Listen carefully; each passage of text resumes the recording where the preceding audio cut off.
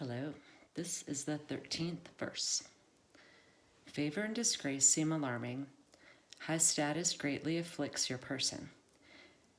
Why are favor and disgrace alarming? Seeking favor is degrading, alarming when it is gotten, alarming when it is lost. Why does high status greatly afflict your person? The reason we have a lot of trouble is that we have selves. If we had no selves, what trouble would we have?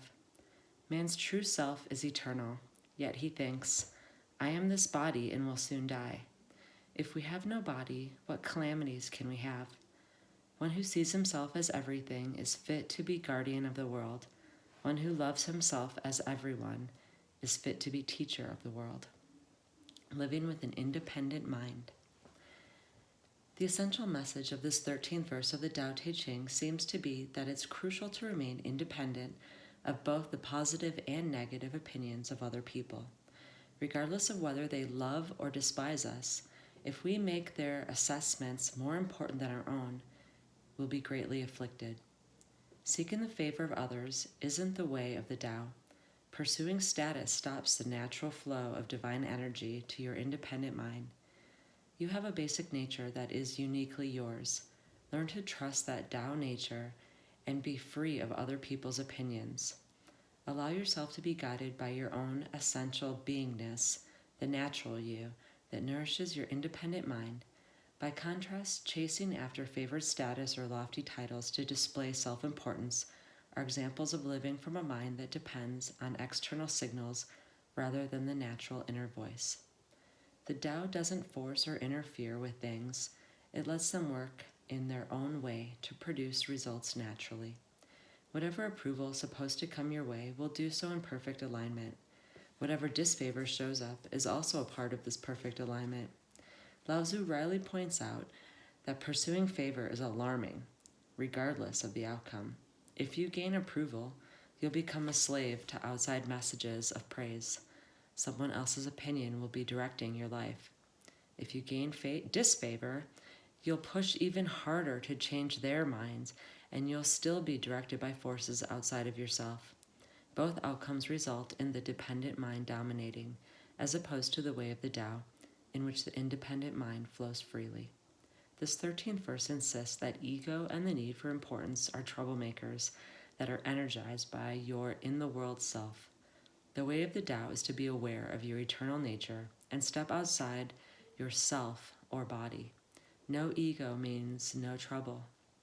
Big ego equals big trouble. The Tao Te Ching rhetorically inquires, if we have no body, what calamities can we have? If you ask yourself this question, you'll discover a divine, invisible soul that's independent of the opinions of all the afflicted seekers populating the world.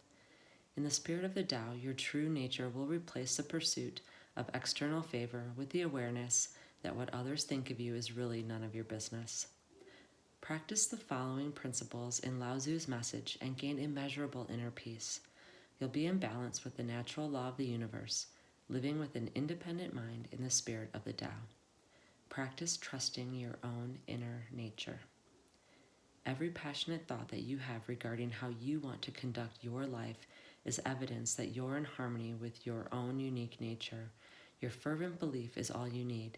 If you're tempted to feel insecure because others disagree with you, recall that Lao Tzu counseled that seeking favor is degrading and will lead you out of touch with your true self. Give yourself permission to remember that you're not only your body, that others' opinions about what you should or shouldn't be doing probably aren't taking into account your true eternal being.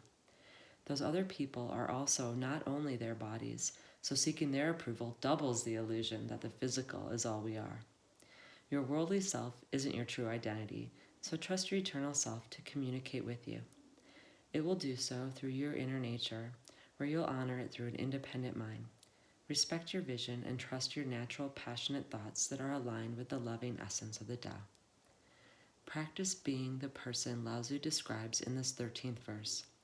Affirm the following: I am a guardian of the world, and I am fit to be the teacher of the world. Why? Because you recognize your connection to everyone and everything through an independent mind whose source is love.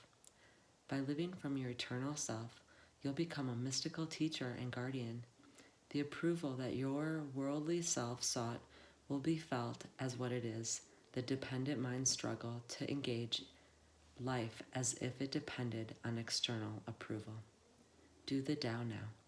Ask yourself right now, what's my own nature if I have no outside forces telling me who or what I should be? Then work at living one day in complete harmony with your own nature, ignoring pressures to be otherwise. If your inner nature is one of peace, love, and harmony, as a musical genius, for instance, then act on just that today. Have a beautiful evening, night. I love you.